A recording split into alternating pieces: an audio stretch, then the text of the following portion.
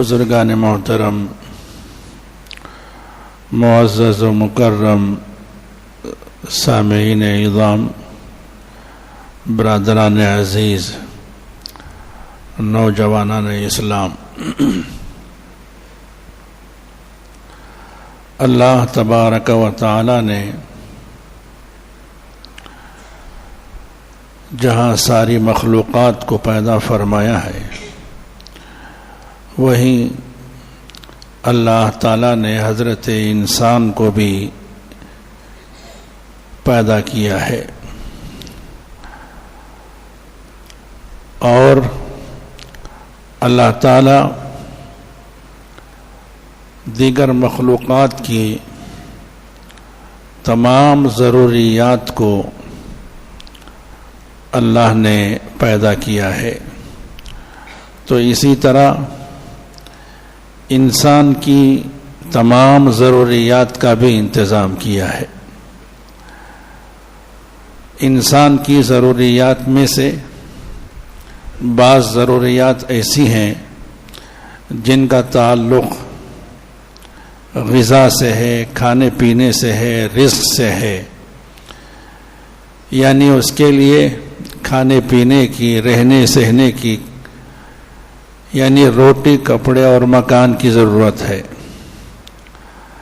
اور انسان کی ایک اور ضرورت بھی ہے جو ضرورت باطنی ضرورت کہی جا سکتی ہے، یعنی اس کی دلی ضرورت۔ دلی ضرورت اور باطنی ضرورت کا تعلق اس کے خواہشات سے ہے اور اس کے نفس کے تقاضوں سے ہے۔ ویسے تو نفس ہر چیز کو جو اللہ جن کو جائز کیا ہے، جن کو ناجائز کیا ہے، سب چیزوں کو نفس چاہتا ہے، نفس اس کی خواہش کرتا ہے، لیکن اللہ تبارک و تعالی نے جن چیزوں کو انسان کے لیے جائز کیا ہے، ان چیزوں کی طرف انسان کا نفس مائل ہونا اور اس کی خواہش کرنا یہ کوئی ممنوع بات نہیں ہے، بلکہ یہ اس کا فطری تقاضا ہے۔ اور اسی طرح انسان کی باطنی ایک اور ضرورت بھی ہے، وہ یہ ہے کہ انسان پر ایک جیسے حالات ہمیشہ نہیں ہوتے، بلکہ خوشی کے حالات بھی ہوتے ہیں، غمی کے حالات بھی ہوتے ہیں، نفع کا معاملہ بھی ہوتا ہے، اس کے ساتھ نقصان کا معاملہ بھی ہوتا ہے۔ اور انسان کی زندگی میں بعض اوقات غم اور پریشانیاں اتنی آتی ہیں کہ اس کو ضرورت پڑتی ہے کہ ان غم اور پریشانیوں کا اظہار کسی ہمدرد سے، کسی غمخوار سے اور کسی ایسے رازدار سے کہے کہ جس کو کہہ کر اس کا دل ہلکا ہو جائے اور اس کو تسلی اور اطمینان ہو جائے۔ تو یہ بھی انسان کی ایک باطنی ضرورت ہے۔ عزیزان گرامی، اللہ تبارک و تعالی نے انسانوں کو اور مسلمانوں کو جو دین عطا فرمایا ہے، وہ دین فطرت ہے۔ انسان کی ہر ضرورت اور فطری ضرورت، فطری تقاضوں کا اللہ تعالیٰ نے پورا انتظام فرمایا ہے، یعنی ہر ضرورت کا اللہ تعالیٰ نے لحاظ کیا ہے۔ کسی بھی ضرورت کے سلسلے میں اللہ تعالیٰ نے انسان کو ایسے دو راہے پر نہیں لا کر کھڑا کیا کہ وہاں پر آ کر وہ پریشان ہو جائے اور اپنی ضرورتوں کی تکمیل کے لیے وہ کوئی راستہ نہ پائے۔ اللہ تعالیٰ نے ایسا نہیں چھوڑا ہے۔ اللہ تعالیٰ نے جہاں رزق کا انتظام کیا ہے، وہیں پر ان فطری تقاضوں اور ضرورتوں کا بھی لحاظ کیا ہے۔ عزیزان گرامی، انسانی زندگی کے مختلف ادوار ہوتے ہیں، مختلف زمانوں پر انسانی زندگی مشتمل ہے۔ بچہ ہوتا ہے پیدا، تو اس کے کچھ تقاضے ہوتے ہیں، اس کی کچھ ضروریات ہوتی ہیں، اور جب بچہ بڑا ہو کر نوجوان بن جاتا ہے تو پھر اس کے کچھ اور ضرورتیں اور اس کے کچھ اور تقاضے ہوتے ہیں، اور ان تقاضوں کو پورا کرنا اس کے لیے، اس کی فطری اعتبار سے اس کے لیے ضروری ہوتا ہے۔ اللہ تعالیٰ نے جب انسان جوان بن جاتا ہے تو اس کی اس وقت کی فطری ضروریات کا بھی اللہ نے خیال فرمایا ہے، اس لیے کہ جب معاشرے میں جب نوجوان بن جاتا ہے تو بہت سے لوگوں کے لیے وہ ایک ذمہ دار شخص کہلاتا ہے، وہ اس سے بہت سی توقعات وابستہ ہو جاتی ہیں، ماں باپ اس سے توقعات کرتے ہیں، اور رشتہ دار اس سے اچھے توقعات رکھتے ہیں، اس سے اچھی امیدیں رکھتے ہیں، اور معاشرے میں سماج میں رہنے والے لوگ بھی نوجوان کے سلسلے میں یہ توقعات رکھتے ہیں کہ اس سے معاشرے کا بھلا ہوگا، سماج کا بھلا ہوگا، اس کے ذریعے سے اچھے اچھے کام، فلاحی کام وجود میں آئیں گے جس سے ہر ایک کو راحت اور اطمینان پہنچے گا۔ عزیزان گرامی، جب نوجوان جب معاشرے اور سماج میں قدم رکھتا ہے تو اس کو ہر طرح کے حالات سے دوچار ہونا پڑتا ہے، اچھے حالات بھی اس کے سامنے آتے ہیں، برے حالات بھی سامنے آتے ہیں، تو ایسے موقع پر برے حالات جو اس کی زندگی میں پیش آتے ہیں وہ چاہتا ہے کہ میں اپنے کسی رازدار کو سناؤں اور اس سے کچھ تسلی پاؤں۔ عزیزان گرامی، اللہ تعالیٰ نے اس کا بھی انتظام فرمایا ہے۔ وہ انتظام کیا ہے؟ اللہ تعالیٰ نے اس کا یہ انتظام اور اس کی فطری خواہش کا اور نفسانی خواہش کا انتظام، اور اس کے ایسے موقع پر اس کے ایک رازدار اور اس کے غمخوار کا انتظام اللہ تعالیٰ نے بیوی کی شکل میں اللہ تعالیٰ نے عطا فرمایا ہے۔ یہ بیوی کیا ہے؟ بیوی اللہ تعالیٰ کی یہ بھی ایک عظیم مخلوق ہے۔ جیسے ایک انسان ایک عظیم اور شرافت رکھنے والا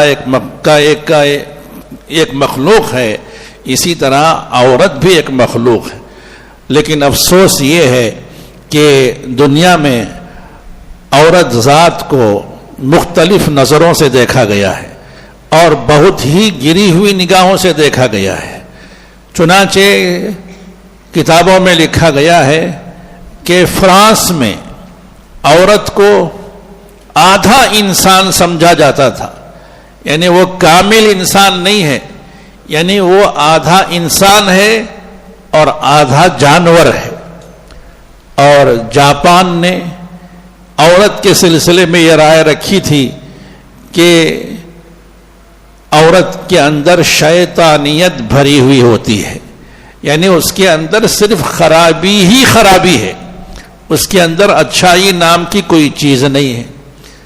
اور اسی طرح جاپان نے، اس سے پہلے کی رائے تھی چین کی، اور جاپان والوں نے یہ سمجھا تھا کہ ایک ایسی مخلوق ہے جو گندگی سے بھری ہوئی ہے، جو ناپاک ہے، اور اتنی ناپاک ہے کہ اس کو عبادت خانوں میں بھی اس کو اندر آنے کی اجازت نہیں ہے۔ تو فرانس والوں کا یہ نظریہ، چین والوں کا نظریہ، جاپان والوں کا یہ نظریہ، اور خود ہمارا ملک جو ہندوستان ہے، یہاں پر عورتوں کے سلسلے میں جو نظریہ تھا وہ آپ لوگ جانتے ہیں کہ ماضی قریب تک عورت کا اگر شوہر، بیوی اگر موجود ہے، شوہر اگر مر جاتا تو اس کی بیوی کو بھی زندہ ہونے کی حالت میں اس کے شوہر کی آگ میں جلا دیا جاتا تھا، جس کو ستی کی رسم کہتے ہیں، یعنی شوہر کو مرنے کے بعد جلایا جاتا تھا تو ساتھ میں اس کی زندہ بیوی کو بھی جلا دیا جاتا تھا۔ یعنی اس کا مطلب یہ تھا کہ یہ معاشرے میں ایسی ناسور ہے کہ اگر یہ زندہ رہے گی تو اس سے فتنے اور فسادات پھیلیں گے، اور اس سے پریشانیاں کھڑی ہوں گی. اس سے بہتر ہے کہ اس کو دنیا سے ختم کیا جائے. ختم کرنے کے لیے اتنی بھی مہلت نہ دی جائے کہ اس کے شوہر کو مرنے کے بعد چند دنوں کے بعد اس کو مارا جائے, نہیں, بلکہ اس کے شوہر کی آگ میں اس کو بھی جلا دیا جائے. چنانچہ اس طرح جلا دیا جاتا تھا. اور عرب میں عورت کا ہونا اور بچی کا پیدا ہونا یہ بے عزتی اور عار کا سبب تھا, شرمندگی کا سبب تھا. اگر کسی کے یہاں بچی پیدا ہو جاتی تو یہ سمجھا جاتا کہ یہ بچی جو آج میری گود میں پیدا ہوئی ہے, آئی ہے, یہ میرے لیے باعث شرم ہے, باعث ننگ ہے, عار ہے. یعنی یہ بڑی ہوگی, اس کو زیورات پہنانا پڑے گا, اور زیورات پہنا کر جب یہ بڑی بن جائے گی تو پھر میرے کچھ کام بھی نہیں آئے گی. اور جب کسی سے لڑائی جھگڑا ہو تو یہ میری بیٹی میری طرف سے لڑنے والی نہیں ہوگی, میرا کچھ کام نہیں آئے گی, بلکہ اس کا نکاح کسی اور سے کرنا پڑے گا اور کوئی میرا داماد کہلائے گا, اور داماد کی مجھے عزت کرنی پڑے گی اور اس کا خیال کرنا پڑے گا. یہ سب میرے لیے بے عزتی کا سامان ہے. اس لیے وہ لوگ یہ کرتے تھے کہ بچی پیدا ہوتے ہی اس کو زندہ دفن کرنے کی فکر کرتے تھے. چنانچہ چھوٹی چھوٹی معصوم بچیاں جو پیدا ہوتی تھیں اور زندہ دفن کر دی جاتی تھی اور زندہ درگور کر دی جاتی تھی.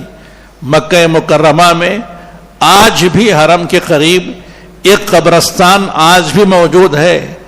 اس زمانے کا زمانے جاہلیت کا, رسول اللہ صلی اللہ علیہ وسلم کے زمانے سے پہلے کا, کہ وہ قبرستان مشہور ہے کہ وہ بچیوں کو زندہ دفن کرنے کا قبرستان ہے.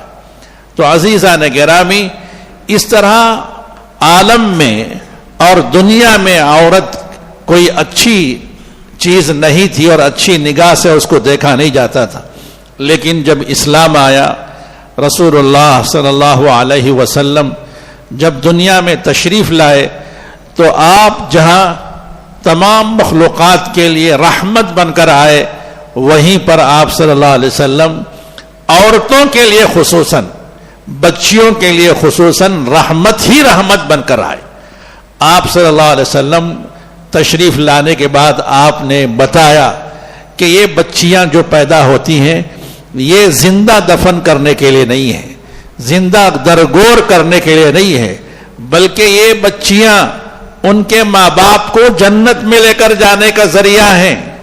صرف دنیا مت دیکھیے, بلکہ اصل زندگی آخرت کی ہے. آخرت میں جنت میں پہنچانے والی یہی بیٹیاں ہوں گی. آپ صلی اللہ علیہ وسلم نے فرمایا کہ جس کسی کی 2 بیٹیاں ہوں اور ان دونوں بیٹیوں کو وہ پالے پوسے پرورش کرے اور اچھی تعلیم و تربیت سے ان کو آراستہ کرے اور ان کا نکاح کسی صالح نوجوانوں سے کر دے, تو یہ بچیاں کل قیامت کے دن جنت میں لے کر جائیں گی. یعنی مطلب کیا ہوا؟ مطلب یہ ہے کہ جہنم میں جانے سے آڑ بن جائیں گی, جہنم میں جانے سے رکاوٹ بن جائیں گے, جنت میں لے کر جائیں گے. کسی صحابی نے عرض کیا, اے اللہ کے رسول, اگر کسی کی ایک بیٹی ہو تو؟ آپ صلی اللہ علیہ وسلم نے فرمایا جس کسی کی ایک بیٹی ہو اس کے لیے بھی یہی فضیلت ہے کہ وہ بیٹی ماں باپ کو جنت میں لے کر جائے گی. پھر کسی نے پوچھا جن کی شاید کوئی اولاد نہیں تھی, ان کو فکر ہوئی, پر اے اللہ کے رسول, اگر کسی کو ایک بیٹی بھی اگر اللہ تعالیٰ عطا نہ فرمائے, اس لیے کہ بیٹی کا دینا اور نہ دینا یہ ہمارے ہاتھ میں تو نہیں ہے. اللہ تعالیٰ جس کو چاہتا ہے بیٹیاں دیتا ہے, جس کو چاہتا ہے بیٹے دیتا ہے, جس کو چاہتا ہے دونوں دیتا ہے, اور جس کو چاہتا ہے کچھ بھی نہیں دیتا. تو اے اللہ کے رسول, جس کی ایک بیٹی بھی نہ ہو, آپ صلی اللہ علیہ وسلم نے فرمایا کہ پریشان مت ہو, جن کی ایک بیٹی بھی نہ ہو ان کے لیے کل قیامت کے دن میں سفارشی بنوں گا, میں ان کو جنت میں لے کر جاؤں گا.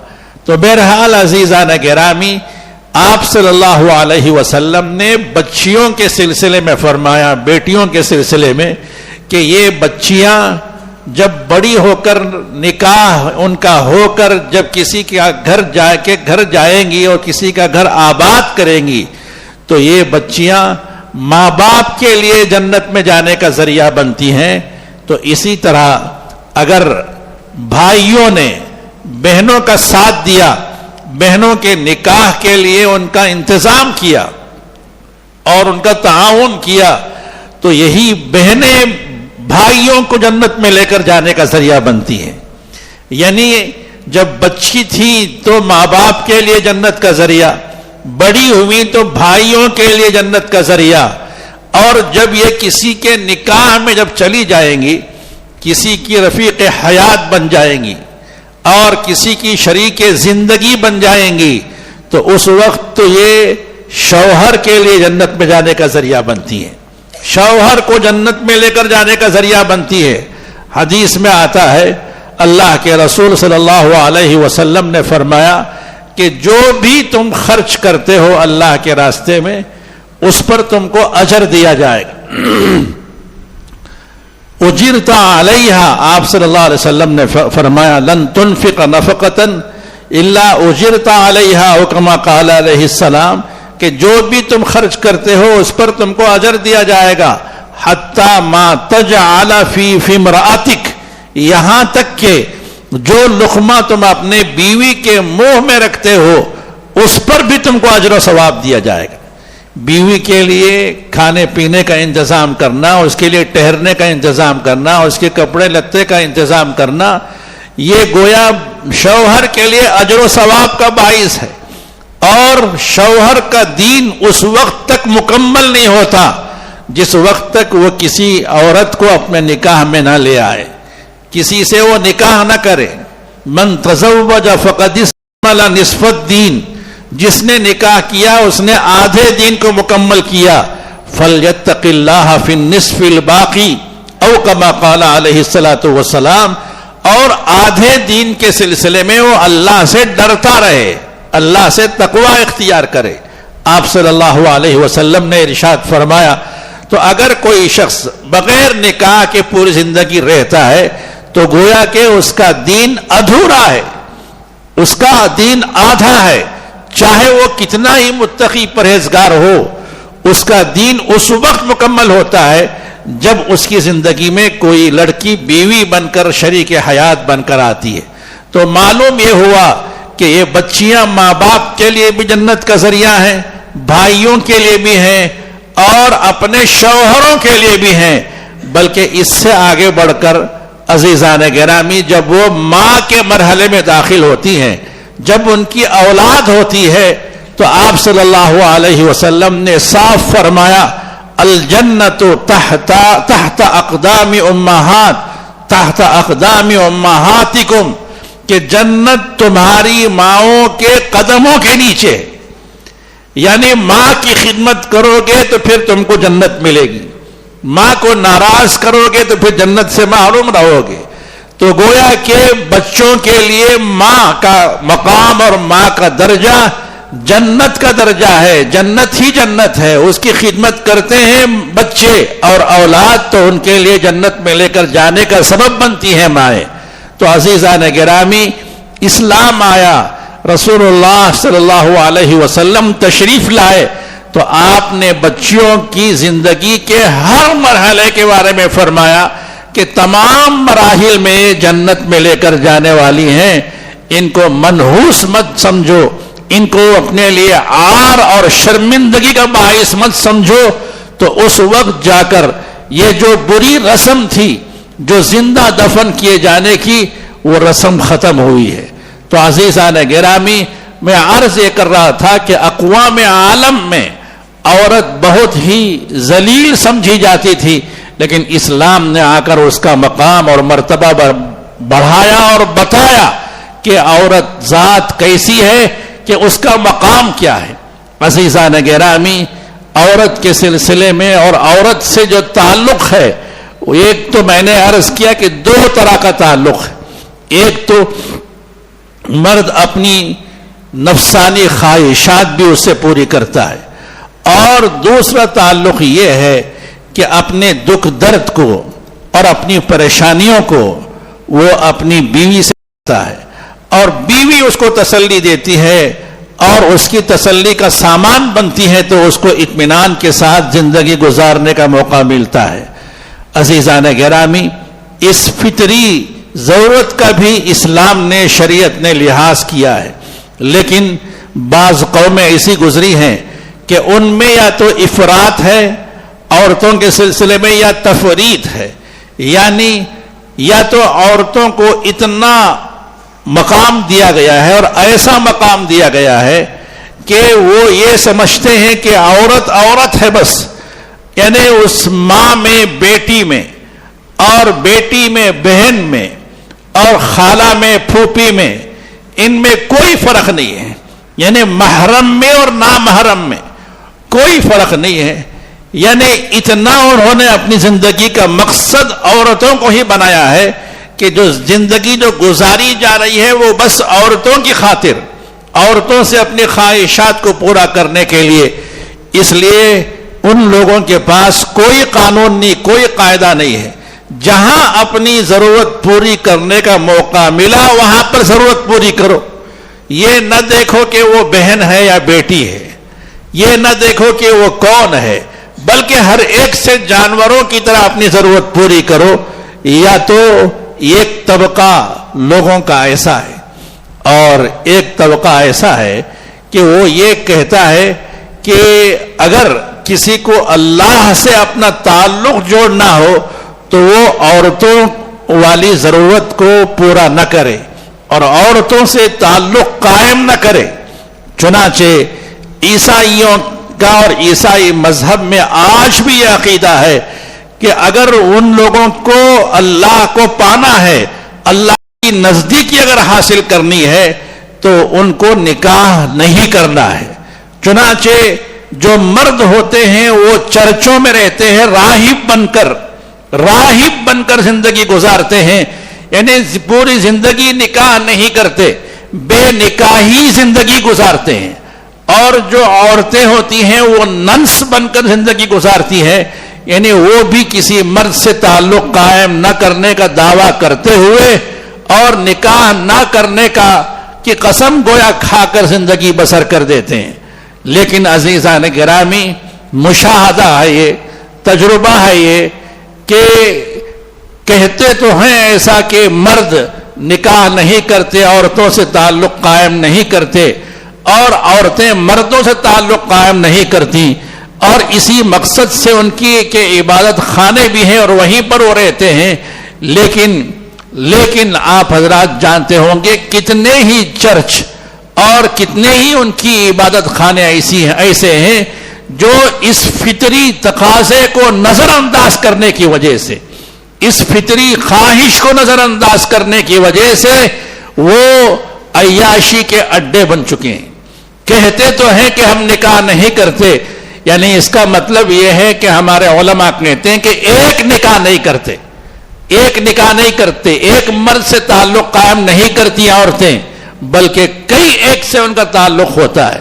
یہ ایک فطری ضرورت کو دبانے اور اس کو نظر انداز کرنے اور اس سے اجتناب برتنے کا یہ خمیازہ ہے اور یہ نقصان ہے کہ یہ نہ مرد محفوظ ہوتے ہیں نہ عورتیں محفوظ ہوتی ہیں. لیکن عزیزان گرامی، اس افراط و تفریط کے درمیان اسلام نے ایک اعتدال والا راستہ اپنایا ہے، اور اسلام یہ کہتا ہے کہ نہ تم فرشتے ہو کہ تم کو نکاحی کی ضرورت نہیں، تمہارے اندر خواہشات ہی نہیں ہیں کہ تم فرشتوں کی طرح زندگی گزارو، یہ بھی اسلام نہیں کہتا. اور یہ بھی نہیں کہتا کہ تم شیطان بن جاؤ اور اپنی ضرورت کو جس سے چاہے پوری کرو. یہ نہ دیکھو کہ وہ ماں ہے یا بیٹی ہے یا بہن ہے، نہیں، بلکہ اسلام نے ایک اعتدال کا راستہ اپنایا ہے اور فرمایا کہ فلاں عورتیں یہ تمہارے لیے حرام ہیں اور ہمیشہ کے لیے حرام ہیں. ان سے تم کسی حال میں نکاح نہیں کر سکتے، ماں سے نہیں کر سکتے، بیٹی سے نہیں کر سکتے، بہن سے نہیں کر سکتے. اور اسی طرح پھوپھی ہے اس سے نکاح نہیں کر سکتے، خالہ سے نکاح نہیں کر سکتے، اور بعض رشتے ایسے ہیں کہ جو نکاح کی بنیاد پر حرام ہو جاتے ہیں. مثلا کسی نے کسی عورت سے نکاح کیا تو نکاح کی وجہ سے اس کی بہن اس پر حرام ہو جاتی ہے، یعنی سالی سے وہ نکاح نہیں کر سکتا بیوی کے ہوتے ہوئے، اور اسی طرح بیوی کے ہوتے ہوئے بیوی کی خالہ سے نہیں کر سکتا، بیوی کے ہوتے ہوئے بیوی کی پھوپھی سے نکاح نہیں کر سکتا. یہ سب اس کے ہوتے ہوئے نکاح نہیں کر سکتے، لیکن ساس یہ ہمیشہ کے لیے حرام ہو جاتی ہے. اور اس طرح اللہ تعالیٰ نے تمام رشتے بتائے کہ یہ مخصوص عورتیں ہیں جو معدود چند ہیں، یہ چند عورتوں کو چھوڑ کر باقی دنیا جہاں کی سب عورتیں تمہارے لیے حلال ہیں. ان سے تم نکاح کر سکتے ہو، ان سے اپنی ضرورت پوری کر سکتے ہو، ان سے اپنی ضرورت نہیں پوری کر سکتے.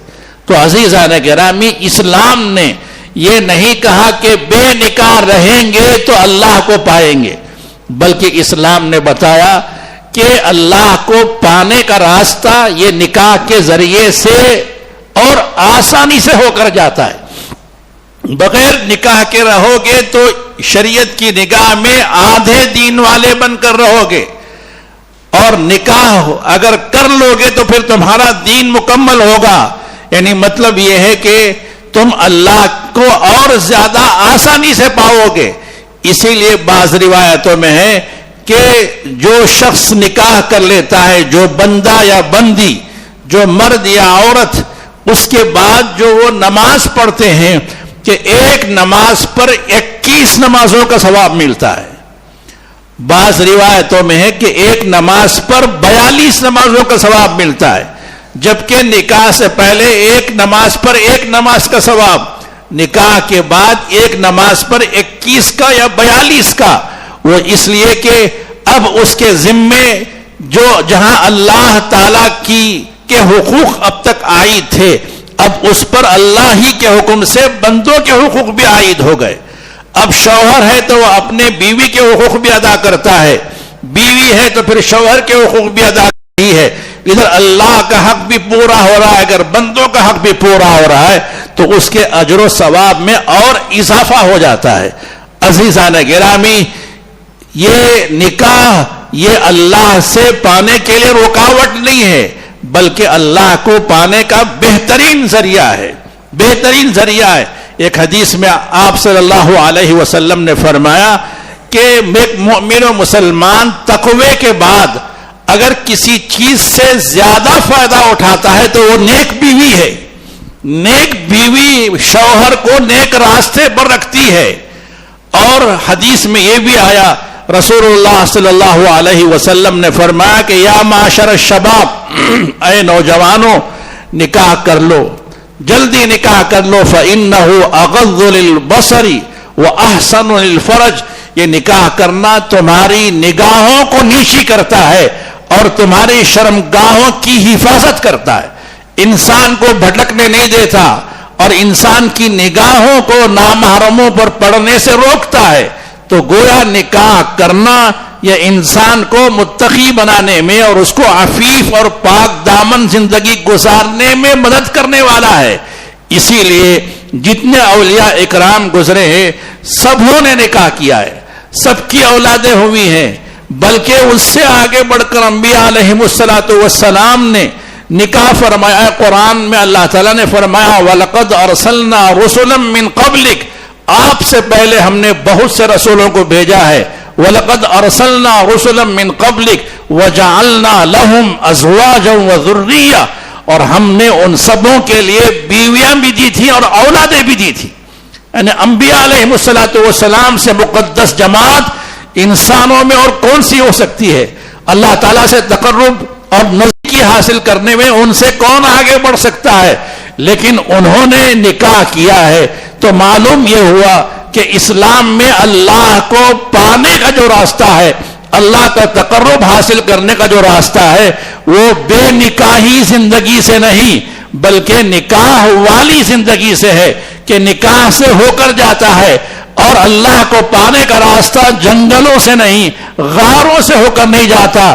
سب سے الگ تھلگ ہو کر زندگی گزاریں گے تو اللہ سے ملیں گے نہیں، بلکہ وہ اللہ کو پانے کا راستہ سماج میں، معاشرے میں، خاندان میں، قبیلے میں اور بازاروں میں، ہماری گلیوں سے ہو کر جاتا ہے کہ ہم معاشرے میں سب کے ساتھ مل جل کر زندگی گزاریں گے، سب کے حقوق کو ادا کرتے ہوئے اگر زندگی گزاریں گے تو پھر اللہ تعالیٰ کو پائیں گے۔ تو بہرحال عزیزان گرامی، نکاح انسان کی ایک ضرورت بھی ہے، نکاح جہاں ضرورت ہے وہیں پر ایک عبادت بھی ہے۔ اللہ تعالیٰ اس نکاح پر عبادت کا ثواب اللہ تعالیٰ عطا فرماتے ہیں۔ اور مزید باتیں انشاءاللہ اسی عنوان سے متعلق آئندہ جمعہ عرض کرنے کی کوشش کی جائے گی۔ دعا فرمائے اللہ تبارک و تعالیٰ ان کہی ہوئی باتوں پر مجھے اور آپ سب کو عمل کرنے کی توفیق عطا فرمائے۔ آمین۔ آخر دعوانا الحمدللہ۔